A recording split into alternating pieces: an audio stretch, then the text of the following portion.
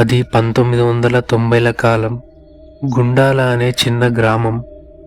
ఆ ఊరి చివర ఒక పాత బంగళా ఉండేది.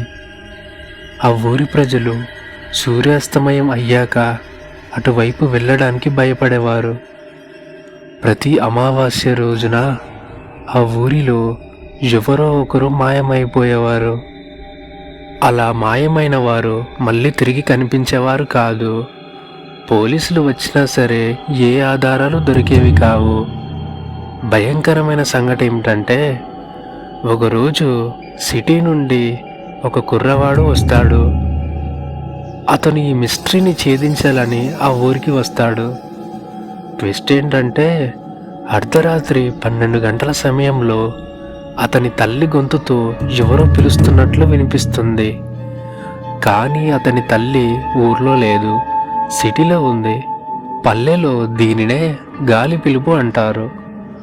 మనకు తెలిసిన వారి గొంతుతోనే ఆ శక్తులు పిలుస్తాయని, ఆ పిలుపు విని వెనక్కి తిరిగినా లేదా పలికినా ప్రాణాలు పోతాయని ఒక నమ్మకం. 50 ఏళ్ల క్రితం ఆ బంగ్లాలో ఒక కుటుంబం దారుణంగా హత్య చేయబడింది. ఆ ఆత్మలే గ్రామస్తులను ఏడిపిస్తాయని పెద్దలు ఇప్పటికీ చెప్తారు. ఆ బంగ్లాలో పరిశోధన చేశారు. రిపోర్టర్కి ఆ బంగ్లా వెనుక ఉన్న బావిలో కొన్ని పాత ఎముకలు, వింతైన గుర్తులు కనిపిస్తాయి. అక్కడ ఎవరో క్షుద్ర పూజలు చేస్తున్నారని అతను గమనిస్తాడు. అంటే అది కేవలం దయ్యం మాత్రమే కాదు, మనుషుల స్వార్థం కూడా కలిసి ఉన్న మిస్టరీ. ఆ రిపోర్టర్ అక్కడ నుండి ఎలా తప్పించుకున్నాడు? ఆ ఊరు ఇప్పుడు ఎందుకు నిర్మానుష్యంగా ఉంది? ప్రకృతిలో మనకు తెలియని శక్తులు ఎన్నో ఉన్నాయి. కొన్నిసార్లు మనం నమ్మే నిజం కంటే నమ్మలేని మిస్టరీలోనే ఎక్కువ నిజం ఉంటుంది.